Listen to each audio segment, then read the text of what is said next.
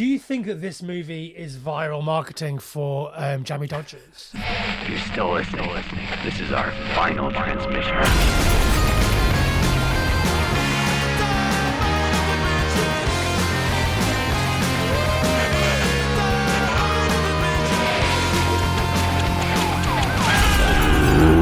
We're here. It's the Final Transmission podcast. It's me, Sam Russo. It's also Jamie Carruthers. Talking about one horror movie a week from the dawn of time to the end of time. How are you, Jamie? I'm very good. I'm feeling very confident and lucky. And if you want to find out why, you need to get involved with our Patreon over at patreon.com/Final Transmission. Yes, I too am feeling quite lucky this evening as he switches his mobile phone to Do Not Disturb for a big reveal at the end of the show. Yeah. I'm doing all right, Sam. How are you? Absolutely top shelf, bud. Top bins where Daddy keeps the pickles. I'm doing great. What does that mean? Top bins where Daddy keeps the pickles. Does your dad not keep the pickles on the top shelf? Not in a bin. Top bins is a sports term for roofing it. Get it in the roof of the net. Okay. Top bins, top pocket. Been playing a lot of bar billiards lately, so a lot of top pocket action. I have never played billiards, specifically billiards. I played pool. Mm-hmm. I played snooker. I thought billiards had no pockets.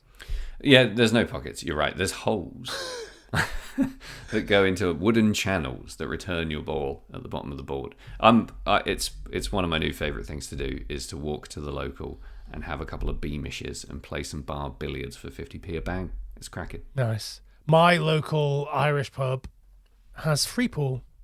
Oh, nice. But unfortunately, I have no friends. So And you refuse to befriend the Irish. there's no Irish in there. It's all students. The problem is I live in quite a student-y area, so it's all students. I haven't been in the Irish pub near me yet, but it is called Pogue Mahone, which makes me think probably terrible. No, probably quite good. So, Jamie, this week on the Final Transmission... It's Valentine's Day, Sam, or it was on Saturday. Good segue, well played. Yeah, happy Valentine's Day. Yeah. Did you do anything romantic? Of course, being the true romantic of the pod, I felt that I had to shoulder the burden of all of the romance. So, yep. What did you do? Well, a lady never kisses and tells, Jamie. But you should know, you were there. It was you and me at the Irish bar playing pool. Yeah, no, very romantic evening in for two with Excellent. delicious food, sparkly bubbles, and a lot of passive-aggressive silence. No, we had a lovely time. My local supermarket has had a dine-in for two for £12 deal, so I gorged myself on a romance amount of food for two for one.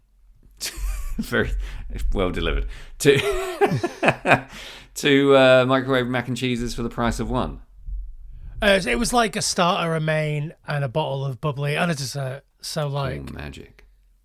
I haven't got a microwave, so it all goes in the oven. Not the bottle of bubbly, obviously. Obviously. I can't tell you what we did on Valentine's Day, not because it's like some kind of special secret, but because, well, it is because it hasn't happened yet and she might hear. Yeah. She's nearby. I'll text you. You don't want to ruin the surprise. I don't. I need to regulate my jokes because we're on a podcast. But I tell you what I did do for Valentine's Day is watch a film called Heart Eyes, for which I took out a Paramount Plus subscription in order to watch. Directed by Josh Rubin. Yes, I'm a big fan of Josh Rubin. I really rated his first film that was called Scare Me. Yeah. Which is like I don't know if have you seen Scare Me? No, all I've seen is a wounded fawn. Strangely, and that's it. So Scare Me was about sort of the power of storytelling, and it was like 2/3 people stuck in a cabin telling each other scary stories. And they were kind of acted out, but also sort of not really acted out in like narrative. So it was all about the storytelling and the way that people tell stories. And it's really good and also funny. and Josh Rubin is in it. I know him also sort of separately from his other life as kind of like a improv stand-up comedian. Sure. It didn't even occur to me that they were the same person until relatively recently.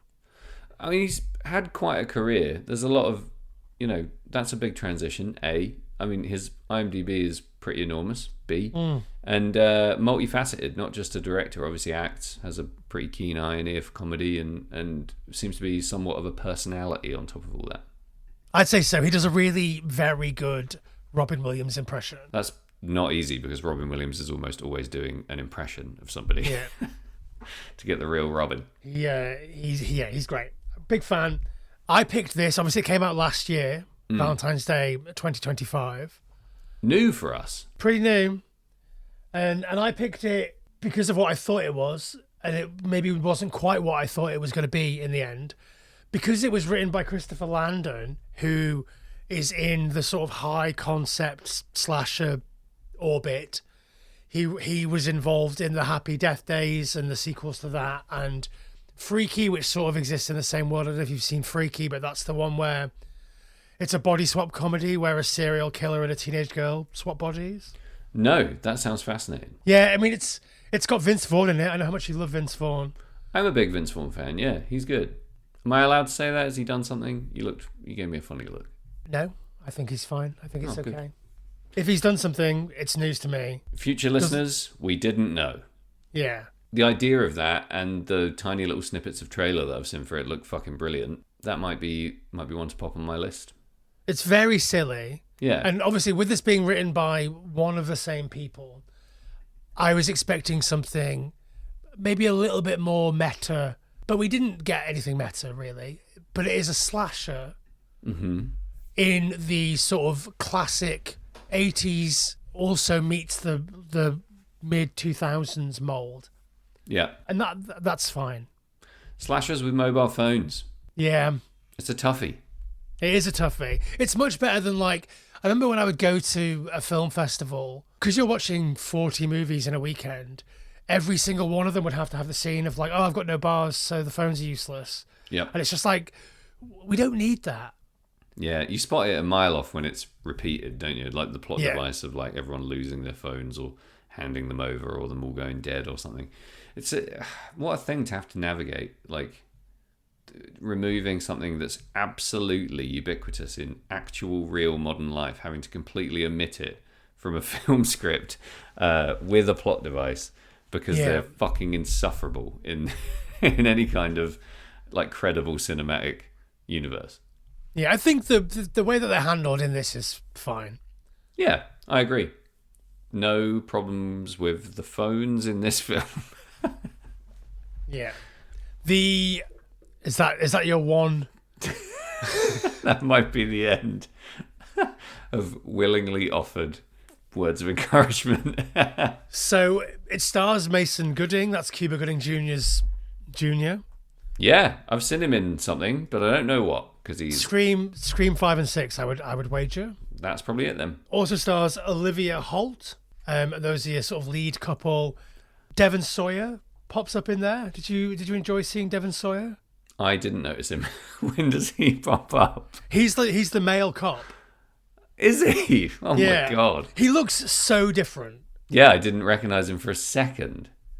I only recognized him because I watched the Fred Durst movie, the movie that Fred Durst directed with John Travolta as an autistic fan. Yeah. And the person that he's an autistic fan of is Devon Sawyer.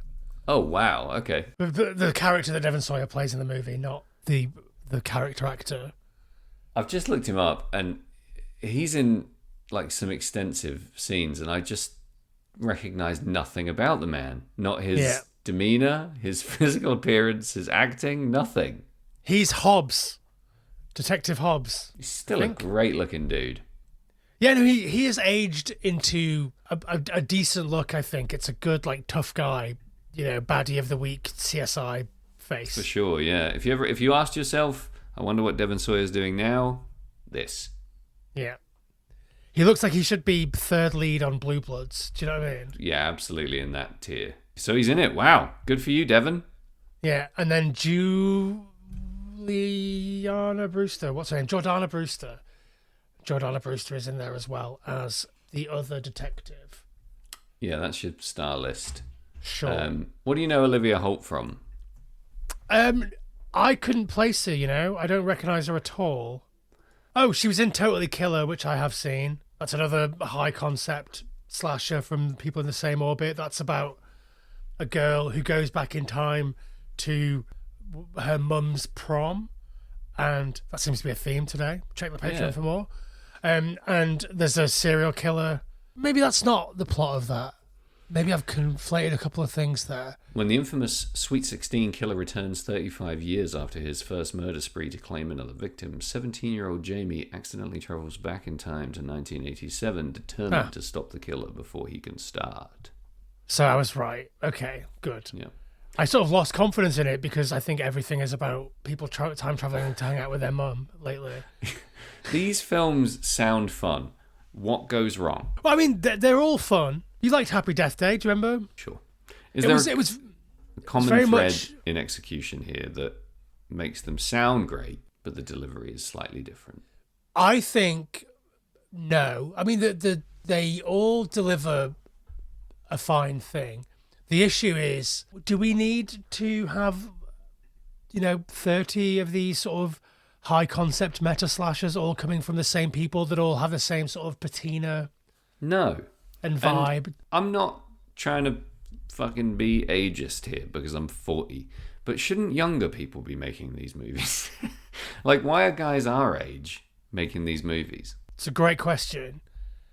I think weird. in order to deconstruct something or to want to deconstruct something, you have to be pretty close to it. I suppose, yeah. It's more like, if a 22-year-old was making these movies, they'd be discovering them and going, wow, look at this mad shit. I never knew this existed. Let's bust it to bits and make a weird reboot. Whereas this is pure nostalgia, really, isn't it? Yeah. So I hadn't seen this until this week. First confession. And like I say, I thought it was much more of a sort of meta take on like a romantic comedy that then sort of devolves into a slasher movie. And I mean, that would have been great. It wasn't that. I don't think what we got was bad, but when I was expecting that and I didn't get it, I was a bit disappointed. Yeah, you had high hopes of a romp gone wrong. Yeah. Yeah, was, my first time seeing this as well, obviously. Do you want to give me your initial overarching thoughts? Yeah. Spoiler free. Spoiler free. Oh, this movie sucks. Oh. I thought it was an absolute fucking waste of time. There's some really funny bits. Yeah. I do think some of the gags are well executed. There's maybe one kill that I really enjoyed. But it's a real sad slog for me, unfortunately. Okay. I think I know where you're coming from. Yeah, I also don't think it's badly made. I don't think it's badly performed. I don't think there's anything really glaring that makes this a movie that makes you feel like you've lost time in your life. I just think it's definitely not for me, A. I don't enjoy the writing really, apart from the gags that really land, but it's not a funny enough movie for them to feel consistent or woven in. And it really lacks substance for a slasher for me. Like, yeah.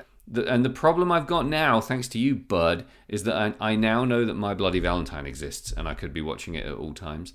You know when, in Peep Show, when Jez and Mark are at the theatre and they decide they're going to watch Heat in their heads instead of watching what's happening in front of them. I started watching My Bloody Valentine in my head while this movie was playing. It's just not my speed. And, let's get into the meat and potatoes of it, because I think you're going to give it quite a wide pass. That doesn't make sense. You're going to let this one slide by. I thought it was fine. Yeah. I didn't like the romance stuff. I thought that they were trying to make the romance stuff feel like a romantic comedy without doing any of the romantic comedy stuff. It was very earnest. It felt like really sappy, real romance. Yeah, but also like they sort of did the meet cute where they kept headbutting each other and like... The Foley on that was terrible. Yeah. Oh and my and I wasn't sure, and I don't think this is right, but it sort of came off like a choice to me. I thought the performances were so weird How so? that like everybody was sort of acting in a way that they don't really act in movies. Nobody was. It felt like everybody was playing a character, playing a character, playing a character. So Yeah. like it A all bit like felt. the Gilmore Girls slasher. Like, Yeah. there was something very, I want to say layered, but that sounds positive. There was layers between the actor, the performance, and what we actually end up seeing. It's just Yeah. so weird. But that said, I thought all of the slasher stuff was great. Shot incredibly, really reminded me of how cool it would be to have like one of those sort of hulking, unstoppable slashers in a modern suburban context, because we just don't get to see that anymore. True. Yeah, we don't get that. Yeah, this is a tough cookie as far as slashers go. Yeah, I mean, I've got notes, and we'll get into some spoilers in a bit. But I've got one question for you before we go for a break, Sam. Do you think that this movie is viral marketing for Jammy Dodgers? He's come prepared with props. For those of you listening, Jammy Jammy just held up some Jamie Dodgers to his eyes in a very whimsical and amusing manner. Superb work from you. Now I want a Jammy Dodger. I bought Jammy Dodgers because I watched this yesterday and was like, his eyes look like Jammy Dodgers, and it made me want to eat Jammy Dodgers so much. If you're from America or Canada or somewhere that doesn't have Jammy Dodgers, Google it, and I'll bring you some. Come and see Sam on one of his many US tour dates coming up. For a free Jammy Dodger. Yeah. If you pay the $25 cover charge and the $35 for a t-shirt, Sam will give you one crumbly old Jammy Dodger that he's had in his suitcase for 2 weeks at that point. Deal. Yep, not a biscuit that travels well. No. Wow, Jammy Dodgers. A difficult biscuit to dip. That's where it falls down for me. I don't know. Why would you be dipping it? It's got jam in it. I can't not dip a biscuit. But you don't want jam and tea. That's why I can't dip them. That's why I don't really like them that much. Well, They're sweet. I think Jammy Dodgers are great. Okay, quick synopsis before we go for a break. Ali is a failing marketing person. Marketing manager. Far too relatable as a character for me, a failing marketing manager. Yeah, carry on. Who is disillusioned with the idea of love. And she meets handsome Jay Simmons, who it turns out has come to steal her job. They begin a sort of awkward and difficult courtship, only to have their romantic Valentine's Day interrupted by the Heart Eyes Killer, a slasher that goes coast to coast, killing couples. Killing young lovers, stemming love's young dream before it can reach full bloom under the harvest moon of Valentine's Eve. Pruning those budding hearts filled with death. Stemming the rose with a big knife. Yeah, all right, break time. We'll be back in a minute. I'm going to eat these Jammy Dodgers now. Do it once.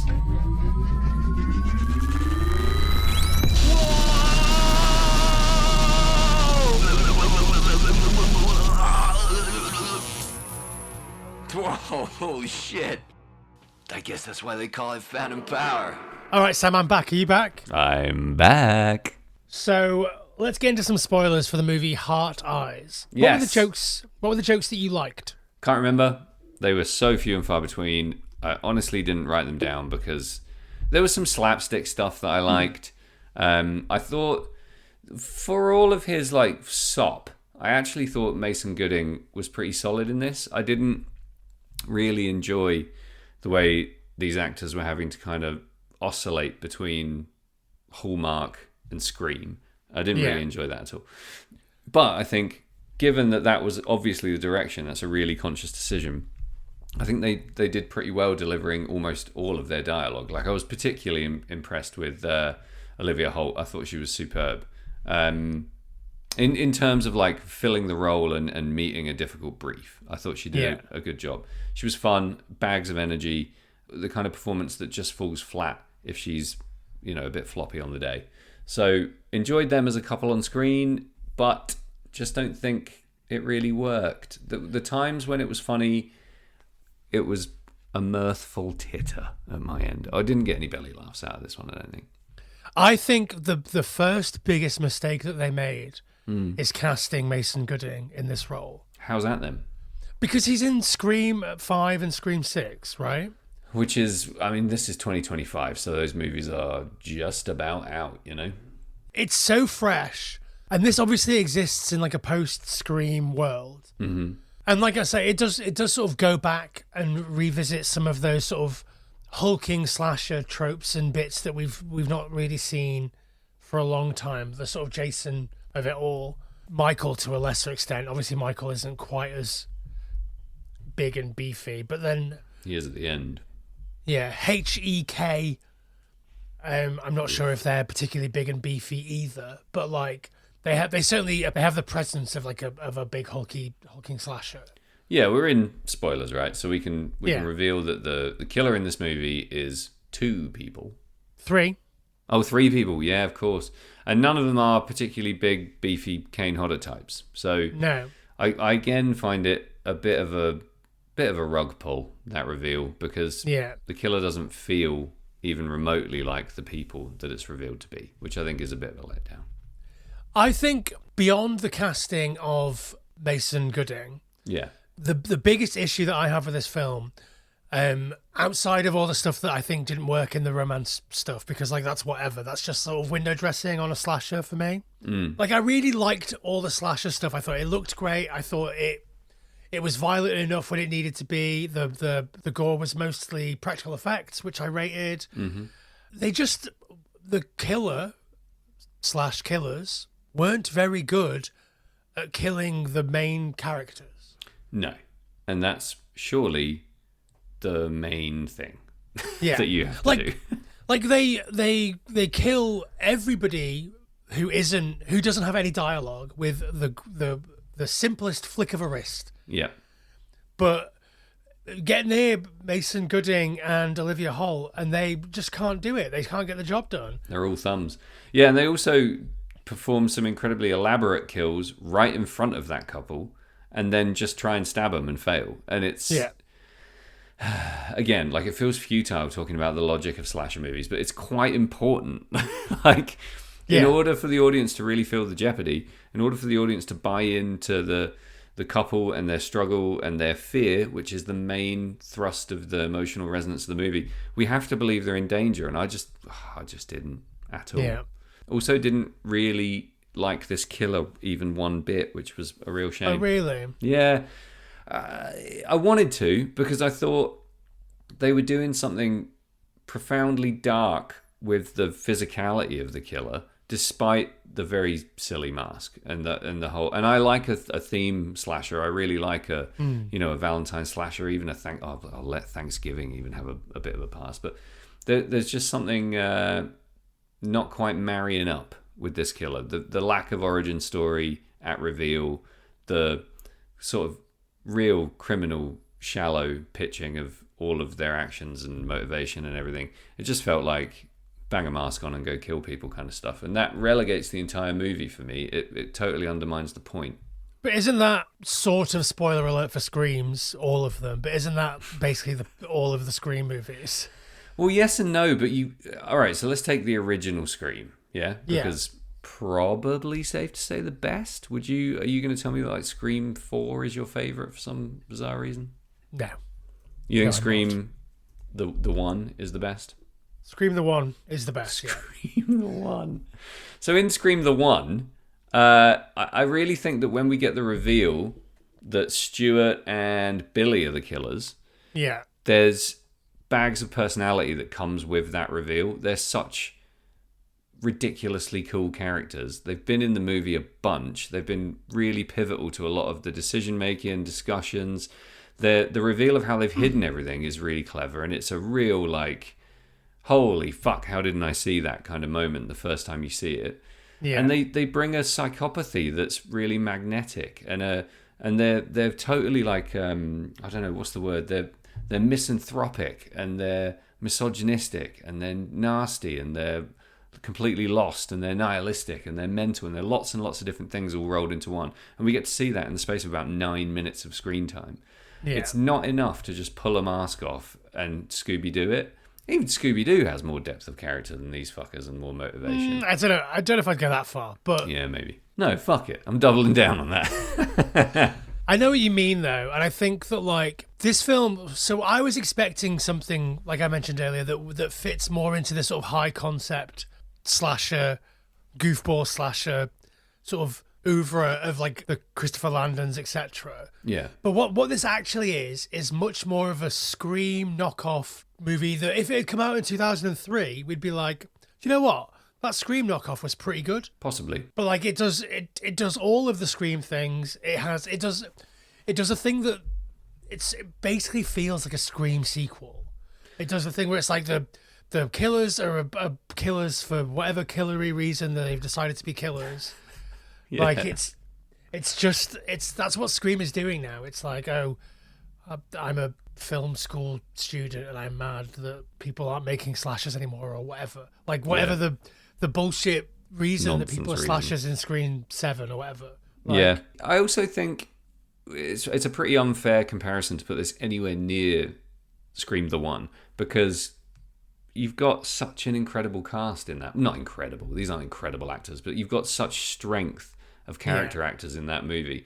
Drew Barrymore, Courtney Cox, Neve Campbell, David Arquette, Skeet Ulrich, and Matthew Lillard carry that movie. Rose McGowan also. Rose McGowan, fuck yeah, of course. I mean, that's a really, really powerful, charismatic unit to drag a movie, even if it's a shit movie, which it isn't, but even if it was, they would drag it across the line. So you kind of got a perfect storm of... Yeah, Henry Winkler, of course. Exactly. It just occurred to me that we forgot about Henry Winkler. He was in so many weird movies for him, wasn't he? Yeah. His agent must have just been like, yes. Little Nicky, cover him in bees, why not? Little Nicky, fuck me. The Waterboy, he's brilliant in The Waterboy. Oh, wonderful. Maybe Adam Sandler should cast these whimsical slashers. That would be way better. Yeah. But we get this perfect storm of mediocrity in this film where we have a totally lackluster conceit, a half fleshed out idea / theme, we'll do it on Valentine's Day, some proper middle of the road acting and some decent shooting. You're right, like there are some nice looking shots, some good light work. Yeah, like I said, I feel like we never get to see a big slasher like this in a suburban setting. Yeah, true. Suburban settings for slashers tend to be much more, not even suburban really, urban. They're in a city, a big city, and like even in Jason Takes Manhattan, you only get 5 minutes of New York. Yeah. Most of that movie is on a boat, right? Yeah, Jason barely takes a boat. That is one of the most disappointing films in the history of the world.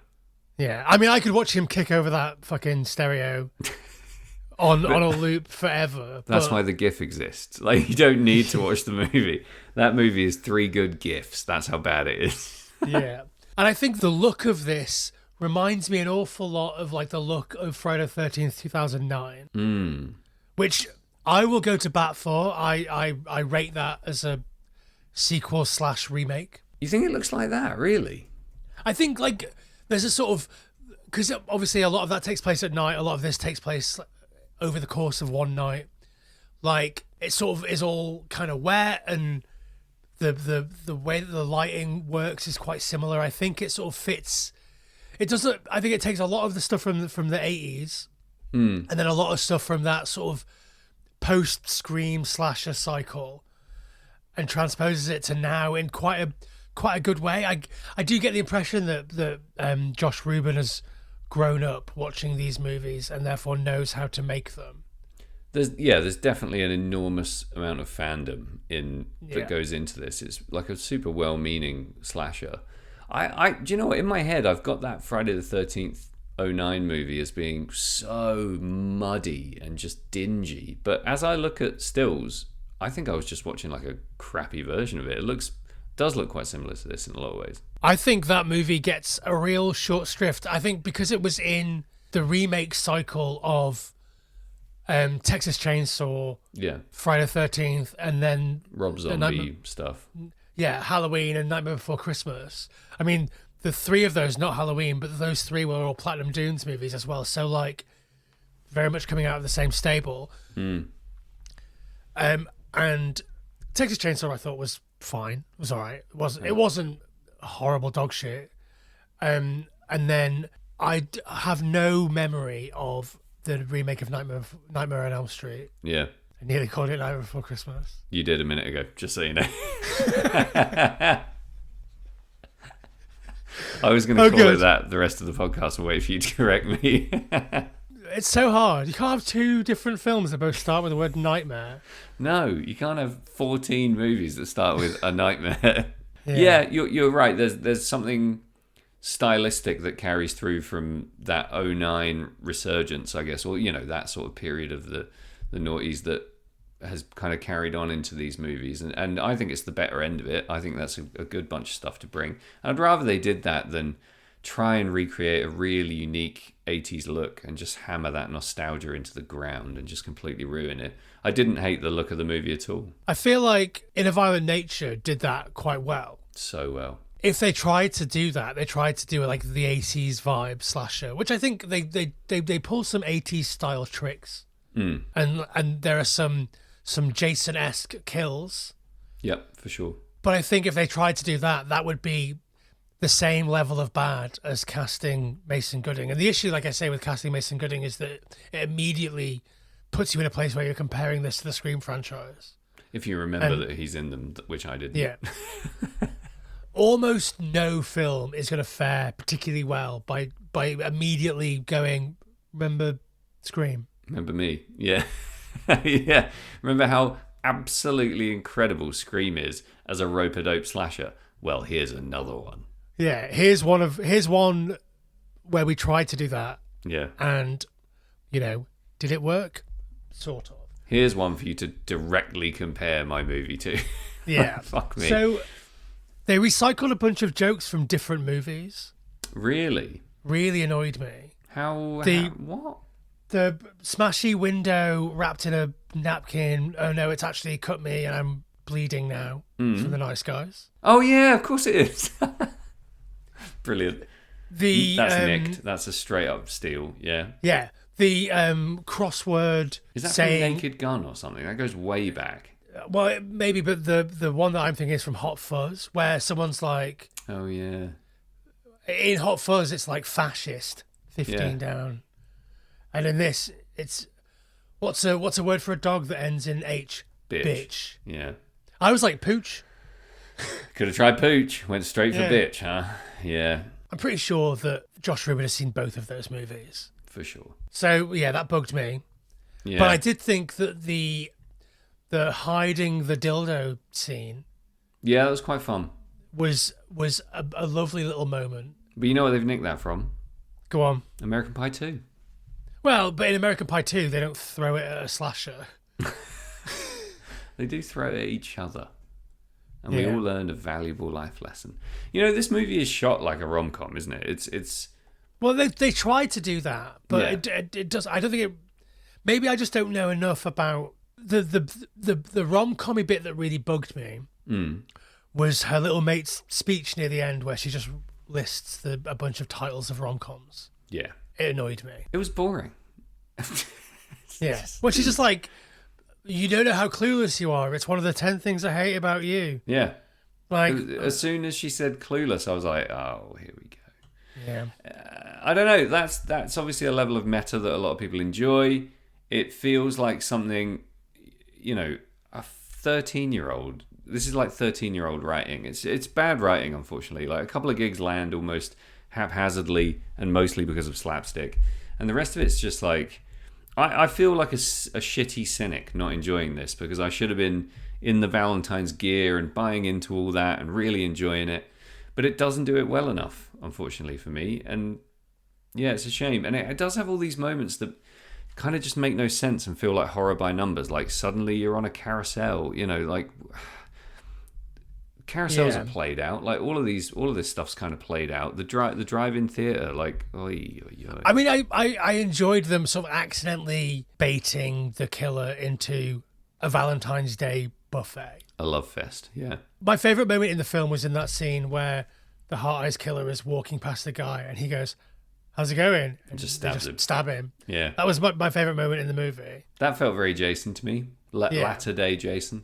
That felt almost like the kick of the stereo moment from Jason Takes Manhattan. Yeah. There's a little bit of Michael in there too. Yeah. Yeah.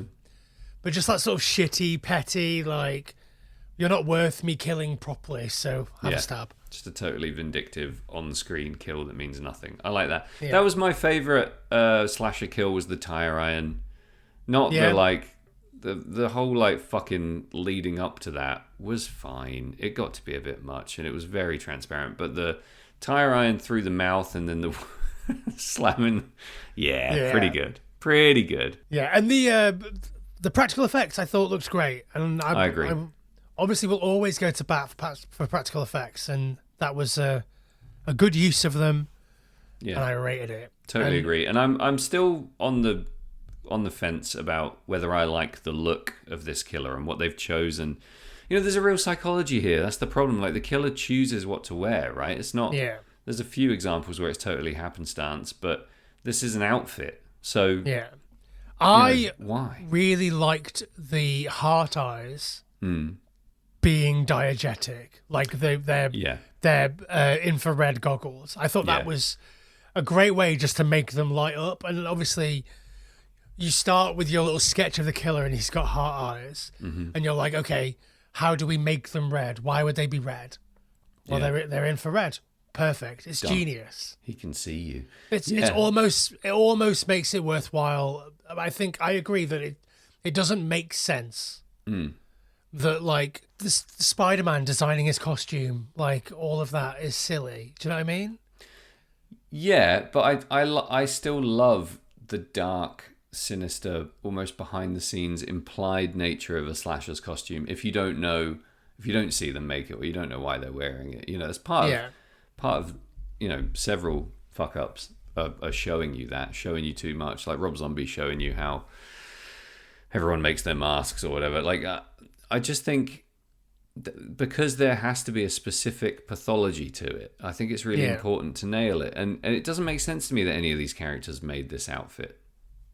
No, I mean, the characters being the killers also doesn't make sense. No, it's nonsense. It's I don't know how these movies get written, but it feels like they just want to trick you somehow. So they just figure out the most expeditious way to do that without taking any kind of character or circumstance into account. And they're just like, wham, it can be that character from that one scene, that one time. Why? Yeah. Well, you know. And then they figure that out afterwards. That's fine. It's trash entertainment at the end of the day. What if when Dave, the IT guy, hit on Ali, she was like, yeah, cool. Hell You yeah. can totally call me sometime and take me for coffee. Just bang me now. Let's go. Like, what happens then? Like, Different movie.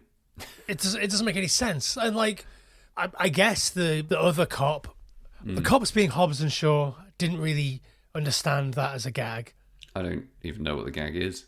So those are characters from Fast and Furious. There was a Fast and Furious spin-off movie called Hobbs and Shaw. Shut up. It's The Rock and Jason Statham. Is that just SEO optimization right there? What is happening? Well, also Jordana Brewster is in the Fast and Furious movies. So, like, God, what is this weird, like, fucking Easter egg hunt of bollocks references? I don't understand it. Like, the cops are called Hobbs and Shaw, and they're like the Fast and Furious movies, and they're like, well, I haven't seen them. But, like, I don't understand that as a gag. Like, whatever. But, like, we see Shaw performatively being sort of a lonely single person for her partner. And, like, so I guess that makes sense that, like, she wouldn't be like, you know, I hate love and I have a kink for killing people. Yeah. Obviously that wouldn't make sense for her to do that. But the other guy, her boyfriend or fiance or husband or whatever it is, like, why would he hit on the main girl? Yeah. It doesn't, unfortunately, make a single bit of sense for the movie. No, and also like they're not together. They keep saying they're not together, and they're like, "Well, Yeah. we saw that kiss, and the chemistry was so good that we just had to kill you." That Which I also think doesn't make sense. Like, it doesn't. It doesn't make sense. I think that's fun. yeah, I think it's fun, but it's too funny almost for the Yeah. for the movie that we're in by that point. Like, we want a rock solid motivation for a serial killer at that point. We don't want a gag. If your serial killer's motivation for killing your main characters is a gag, it's a comedy, but it's not strong enough comedy to warrant that decision. It's a total misstep. I really enjoyed all of the cop stuff. I really, especially enjoyed Devon Sawyer's character not understanding sarcasm. Yeah, that was a pretty good bit. I think the cops were okay in this before it turned out they were the serial killers, the slashers. Well, Devon Sawyer wasn't. One He of got them, his yeah. dick. He got his dick chopped off and then died. That was okay. Yeah, I think the killings are good. It doesn't make sense that they can't get the job done on this couple of people that work in marketing. Yeah, this non-couple who work in marketing. Yeah, they have Yeah. no skills whatsoever to survive a slasher. None. Yeah, put them in a fucking Tai Chi class or something at the start, just to be like, look, they've got. At least they can move their bodies. Yeah, they've got the basis level of like martial arts skill, and What, therefore Tai they can. Chi? I mean, yes. I mean, yeah, couples Tai Chi, that would have actually been kind of funny. And then when there's a fucking attack, he could be like, stand back, I know Tai Chi. You know, that's actually a gag. You know, and we came up with that by accident in 2 seconds. It's funnier than anything in this movie. Yeah. Tough stuff from Du Bois. Yeah. I think the problem here is I disengage with a movie if the central load-bearing pillars aren't sufficient to keep me at least in the genre. Do you know what I mean? Yeah. And I feel like I barely watched this. It's definitely the movie that we've done over the entire podcast that I've had the least interest in. I can't say it's the worst, not by a mile, but I had so little interest in what happened in this movie and where it went. Almost to the point where I bought back in when the movie kind of starts again, you know, when you get that sort of false ending. We're in spoiler territory, I can talk about it. When he gets nicked, and then that's kind of one, and then when the killer is supposedly killed and then comes back, I was like, oh, they're doing that. That's at least like genre appropriate. Let's see if the rest of the movie is stone cold execution of a good slasher. But it's not, unfortunately. It feels like an opportunity to be, but it's not. Yeah, I remember like at the point where they arrest Jay, Mason Gooding's character, and they take him to prison, and everyone's like, oh, they caught the Heart Eyes killer. I was like, oh, obviously he's not. And then also there's 50 minutes of movie left. Like, what's... Yeah. Like, that's why I was almost interested. Do you know what I mean? I was like, well, something's got to happen here. Like, how do you navigate a slasher in a police station? And the way that you do that is you make all the cops incredibly incompetent. Yeah, or in love with each other. Yeah. And I really enjoyed the incompetence of the cops. I wrote down, like, obviously it's twisted by the twist ending, but like the cops being so dumb was I was like, do you think Josh Rubin hates cops as much as I do? It definitely Because, sees them as like fucking fresh meat for sure. Yeah. Like the cop that she calls a bitch, like the desk cop. Not a likable character. No. And obviously dies in a really heinous way. And then, like we say, Devon Sawyer's character gets his knob cut off. Yep. Which I think should always be more visceral. I want to see a prosthetic flapping. A flapping prosthetic dick would be superb. Yeah. Just so unreal. I mean, even like apparently when you cut a dick off, it like shrivels to nothing.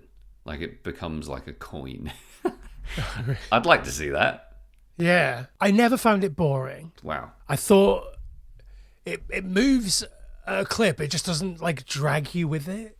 Do you know what I mean? It does keep going. Things keep happening. That's for sure. Yeah. There's not really. I mean, there are lulls, but I think they're deliberate pacing lulls for the movie to work, and it's mostly the romance stuff. Yeah, it's like character moments, but you just sort of don't really care about the characters because the characters don't really give you anything to care about. No, they're not established at all, really. We just... No. You know, it kind of sucks that they're really shallow characters to begin with. Like, who the fuck really wants to follow a movie about a couple of marketing people? Nobody, surely. Nobody, no. It's thoroughly uninteresting. But it's everybody's job. Yeah, I was honestly so surprised when they started talking about marketing. I was like, oh, fuck, I know what they're talking about. I was like, no, come on. Surely this isn't really what these main characters do for a living. Oh, my, it is. And we're going to have to sit with this for the whole movie. These also, dick bags. The head of marketing or whatever, the CEO of the company, approved this marketing campaign based on couples dying. Yeah. And then is mad at the girl that made the real life couples died. Yeah. You're the head of the marketing. You should be. It's not up to everybody else to be on the pulse of what's happening in the world. She has a great excuse as well, doesn't she? She says you approved it, and she's like, oh, what does she say? Just like, I trusted you or something like that. Yeah, something like that. Yeah, I mean, it's all very real, but the idea that ad would ever exist is hysterical. Like, it works in the movie, but lots of people I thought it looked great. Murdered. Yeah, it was great, but it would never happen, would it? But it was obviously moments from movies, right? So I thought it was good. I couldn't fucking deal with the marketing people, and I fucking can't. In real I'm glad life. that not every movie has marketing people as its protagonists. Agreed. But it's much more realistic than everyone being a fucking architect. Or a writer. Oh my God. Yeah, I agree. Yeah, all right, okay, you turn me around. I would rather they were marketing people than architects or writers. Yep. Just like jobs that nobody does. Yeah, true. Yeah. There are 2 architects in the world and 5 writers. It's funny because now everyone's a writer and an architect, and fucking there's not going to be any marketing people left before long. Yeah, boring. Just boring. I don't want to accuse this movie of being boring front to back, but I was legitimately bored shitless throughout this whole film. Wow. It's brutal. Is this characteristic of where the slasher genre is kind of, in my opinion, doomed to go? Because I think this feels like the decline of an idea. It feels like the slow winding down of inspiration. It feels like something's being lost here. Is this the end of the slasher? No, I don't think so. Because good clickbait, though. Because there are other people, or there are enough people doing interesting things with the genre. I think what I hope is that this is the end of the high concept, meta slasher. Right. But it also doesn't even have to be, because somebody else could do something interesting with the meta slasher concepts. Yeah, I don't know, because I have this very, very central problem that I find really hard to navigate, where if the slasher has any kind of fame or publicity beyond the small town or the lake or wherever the isolated events of a normal first part of a slasher series happen, I guess genre tight slasher, the idea of a world famous slasher is abhorrent to me.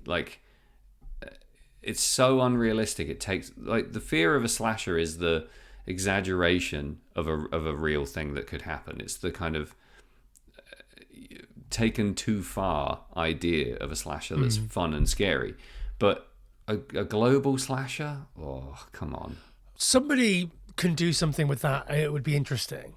It would have to not be in America, I think. You'd have to not have this American media portrayal lens of a global slasher for it to be swallowable for me. Yeah, I think that taking the idea of a slasher or someone that commits loads of murders and moving that into the 24-hour news cycle age that we live in, then I think there is an interesting avenue to explore there. Yeah, possibly. I'd like to see it done well before I'm convinced. It just, it's the same as, heavily involving or leaning on phones or social media or something in a movie. It just feels almost like a last resort, like a tacky kind of, right, we need a new idea. What's not been done? I know, a global slasher. Just feels, I don't know, feels piss weak to me, because the grit and the grime of all the great slashers that I love is those small locales, often rural, sometimes suburban, sometimes city, but for the most part it's contained, and the chaos and the violence is limited by the barriers of the location, which I think is just so fun. And the tighter the quarters, the better. Sometimes, Yeah. But think about like the fame of like spree killers or like school shooters. Mm. And fame isn't really the right word, but like up until recently, Yeah. relatively recently, we knew the name of every single mass shooter. Yeah, true. Yeah. And now now there are so many of them that most of them don't even make the news. Yeah. Some of them might get the ticking chyron along the bottom of the news, school shooting in bumfuck wherever. Yeah. But like, so the idea of like there being, I don't know, so like, I'm sort of formulating an idea in my head, and it's like almost a little bit touched on in Leslie Vernon, but like the idea of like there being so many slashers that it becomes basically pointless. Yeah.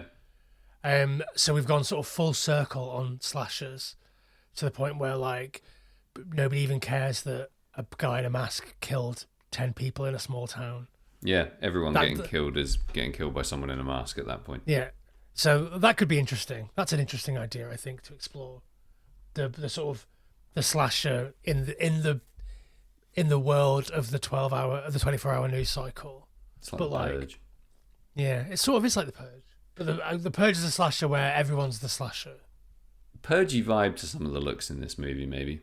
Yeah, a little bit.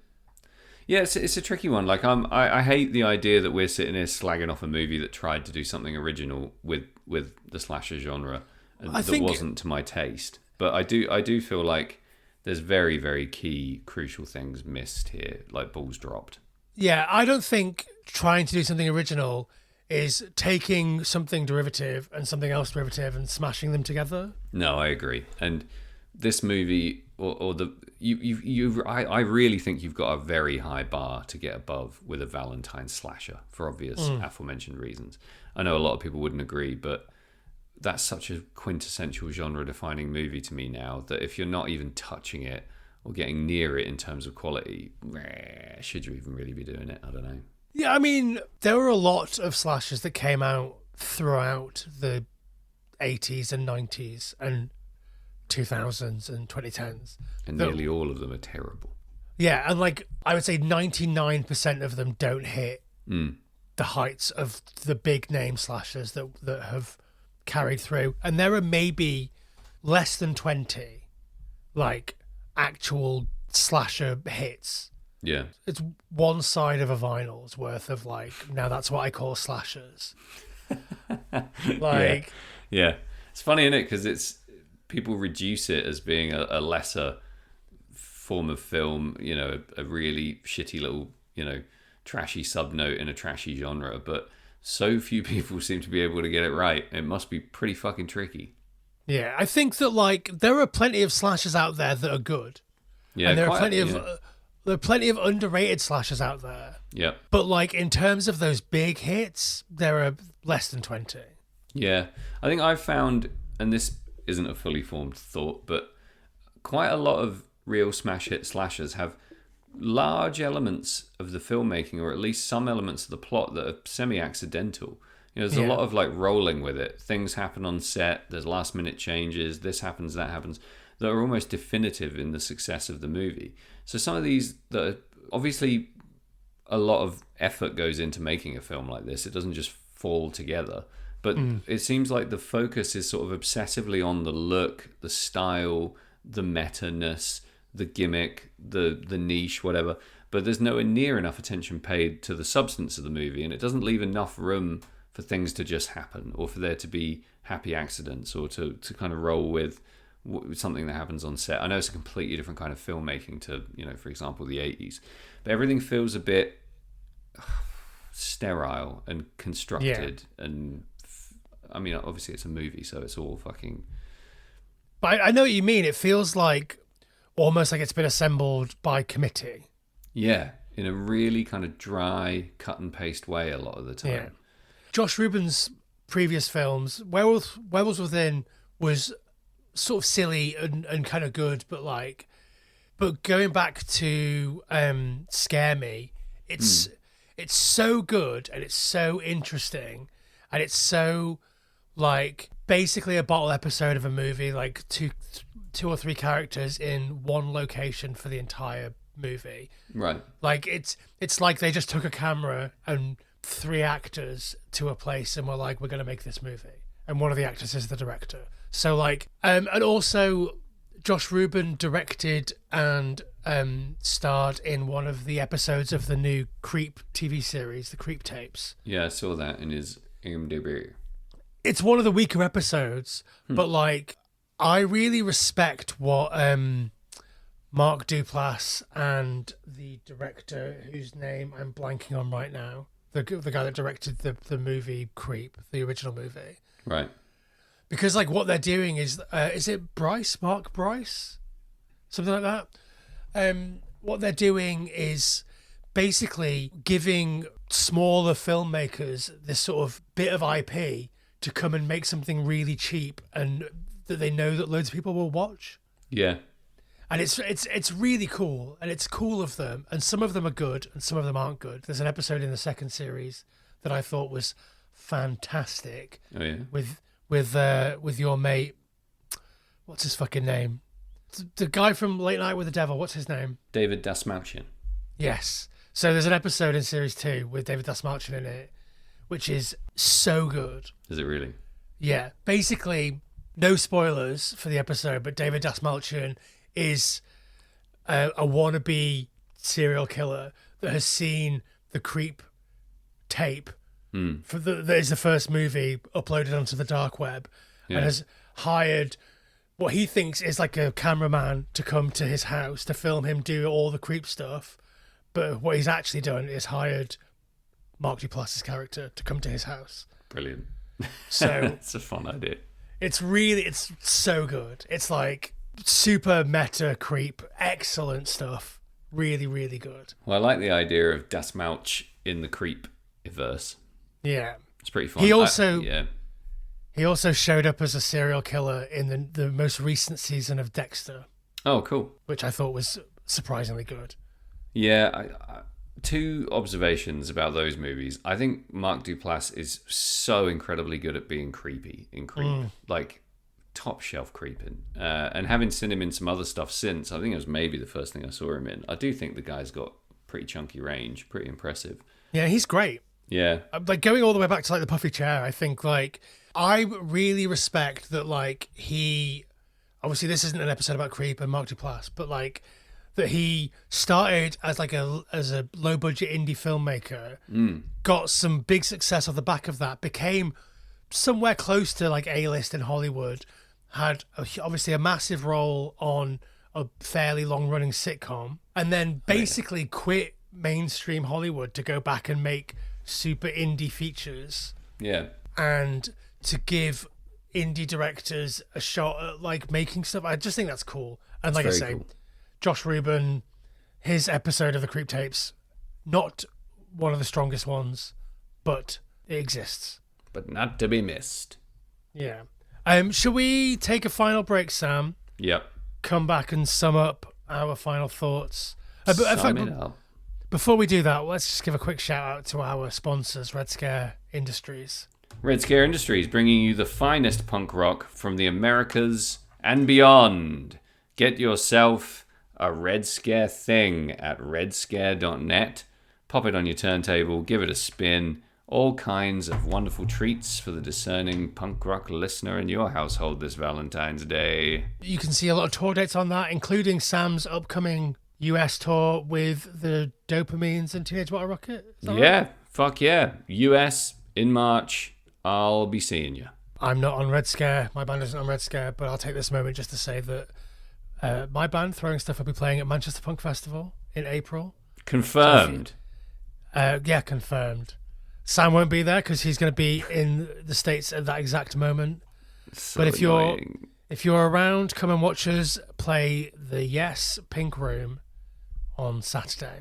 It's a great venue for your band. It's going to be absolutely rammed. There's going to be a queue. I would not miss any opportunity to see Throwing Stuff if I wasn't sequestered on another continent. Exactly. All right, we'll take a break now and we'll be back in a minute. I'm going to eat this other Jammy Dodger. There's more. Will you give it up, man? Nobody's out there. We're alone. Oh no, there's somebody out there. I'm picking up all this crosstalk. Okay, Sam, I'm going to give you some up. Some up, dog. So, I didn't hate this movie. I just sort of thought that I mean, I was immediately thrown by it not being the movie that I thought it was going to be. Yep, never recovered. As I mentioned. And I just sort of wish everything about it was better. I didn't dislike it. I just wanted more. Yeah.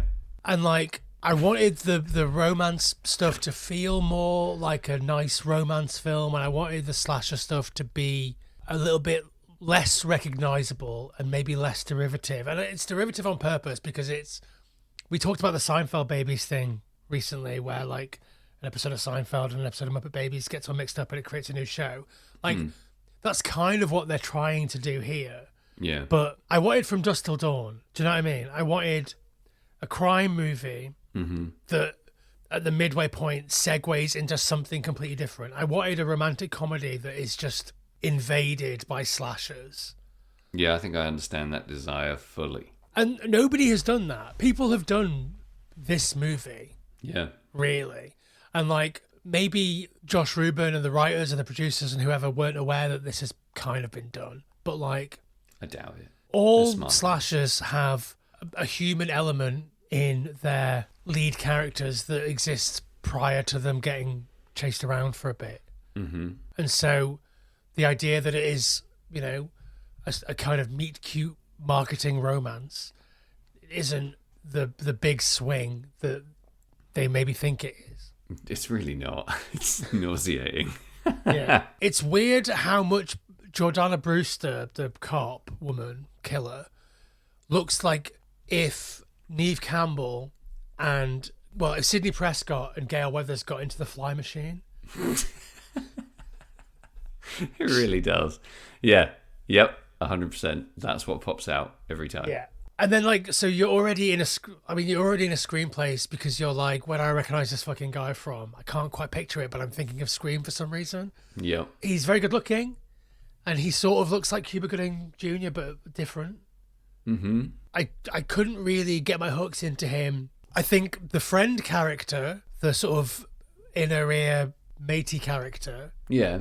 I didn't hate that character, but like, she has a storyline that isn't resolved. Yeah, she doesn't do any of her jobs. She doesn't. Yeah. Yeah.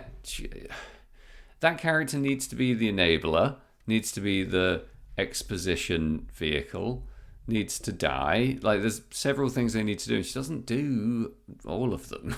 No, any of them, really. Yeah, any of them, yeah.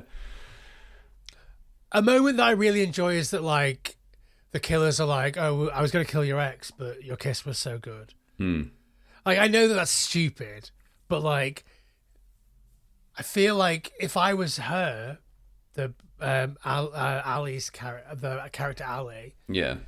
then I would make more of a meal of, like, oh, they were going to kill my ex, who I hate. Yeah. But now they're going to kill me instead. That's because I kissed someone because I was trying to make him jealous. Like, there's layers of irony there that they just don't explore. Yeah. And that's kind of a metaphor for the whole movie, really. Yeah, unexplored potential, I guess. Safe Yeah. shots and half finishes. Yeah, and it does have the sort of twisty Scream ending of, like, we're the killers because of a reason that we've decided. Yeah. And, like, the idea of, like, killing people is our fetish is an interesting thing to do, maybe, but it doesn't feel interesting in this movie because it doesn't... Yeah, it's not done convincingly. There's nothing to back that up. They just say it, and then there's a fight. Yeah. I feel like there's a movie somewhere where that could be the thing. But, like, you've got two killers that are killing because it's their fetish and they're in a relationship. They should be doing it together. They should be finding the gratification in doing it rather than just being like, okay, tag, you're it. Yeah. Like, they're basically cuckolding themselves. Yeah, I get the, like, one watches while the other kills vibe. I understand that, but I agree. I think what you're saying is more interesting and more, Yeah. like, there's something linear about that at least. But it's like it's not even like one's watching while the other one kills. I also quite like, and I mean Scream did this anyway, and lots of other things. Hot Fuzz even did it. But like the idea of multiple killers is how you explain the supernatural slasher stuff. Like you thought they were 25 feet behind you, but now they're right there. Yeah. And like obviously Leslie Vernon explains that by he just has to do really insane cardio. Loads of cardio. God, I never thought I'd beg for Leslie Vernon, but here we are. But like, so I do like that, and that's always fun and even kind of surprising, even though we've seen it, several times. Yeah, because it can be concealed really well. It can sneak up on you, and which combination of random, disparate side characters is it going to be? That's part of the fun of a slasher. You're in a relatively self-contained environment with a lot of variables, and that's comforting and fun. And this movie isn't really either of those. No, I feel like I liked it, but it didn't give me any of the stuff that I really wanted. But it also didn't bore me, and mostly didn't annoy me. Yeah. On the sort of slasher thing, do you ever go back and watch Scream and try and figure out who's Ghostface at any given time? I have done. I've done a specific watch of that. Yeah, definitely. Like trying to figure out which is Stu and which is because I fucking love Matthew Lillard. Obviously, like who doesn't? And I'd like to know which ones are him, but obviously it's neither. But it is fun to like watch and try and decide who's who. Like the goofier scenes, I like to think of Matt Lillard. Yeah, definitely. Anytime that Ghostface gets beamed in the face with like a 2x4 or whatever, that's definitely Matthew Lillard. Every time he drops the knife, absolutely. Yeah. Again, like in Scream, the reason why Ghostface maybe can't quite kill Sidney is because Ghostface is one of two shitty teens. One of them is a psychopath, and the other one is kind of just, doing it to impress his mate or whatever. Yeah. And like, so it's baked in why they're not good at killing. Yeah, they fall over and they trip and they get in each other's way, and things happen. Like they're friends, but there's a lot psychologically going on there. There's a real depth to that. But in this, they've been killing hundreds of people for many seasons. Yeah, across at least the world. two different Valentine's Day, at least across America, right? Yeah. So it doesn't make sense that they'd be so bad at it, or so bad at it to the characters that have plot armor. Yeah, and cops really good at killing innocent people, just expressing love. Yeah. I hadn't even considered that angle. Right, that's start great. The whole podcast again. Yeah. But they are cops killing people who just want to love. Yeah. Wow. Well, it's a 10 out of 10 for me. Brilliant. Yep, brilliant. That's totally changed the trajectory of your Valentine's. Yeah. No, I give it, 4 out of 9 Jammy Dodgers. Any excuse to eat 4, then 9 Jammy Dodgers. Well, I eat 4, and then I wait, and then I eat the other 5. For the out of 9, yeah. You've got to round it up. You might as well eat the whole pack. Good rating, strong rating from you. 4 out of 9. I mean, it's one of my lower ratings, but it is what it is. It is what it is. Yeah. Go on, Sam.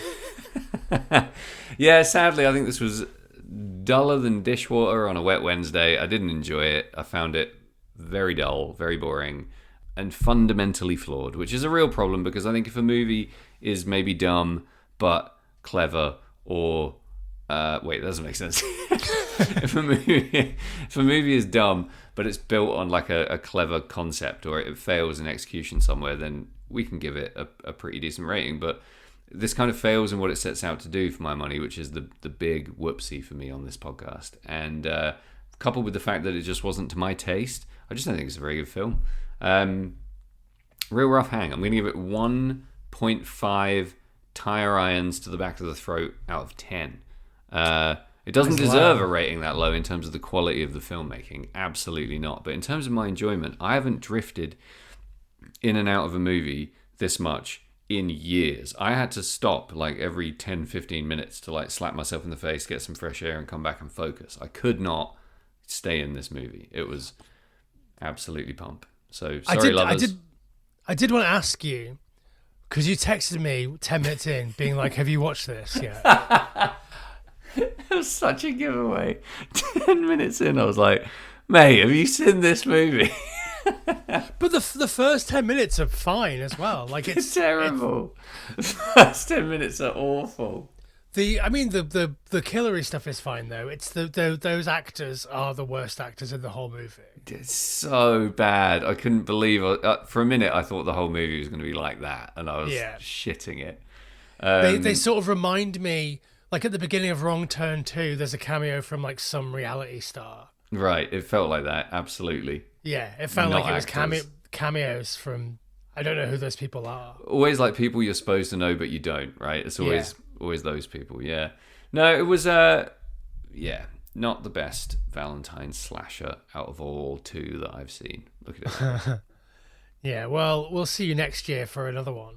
Sam, if you wanted to support the podcast, if you were out there in Final Transmission land, out there in the wasteland listening to this, Mm-hmm. and you were like, do you know what? I like what they do, and I really would like to show my support monetarily. Yeah. I would recommend that you go to patreon.com/Final Transmission, find out the exciting conclusion of why we're feeling so lucky. Yeah. And in the spirit of the season, show us how much you love us by spending money.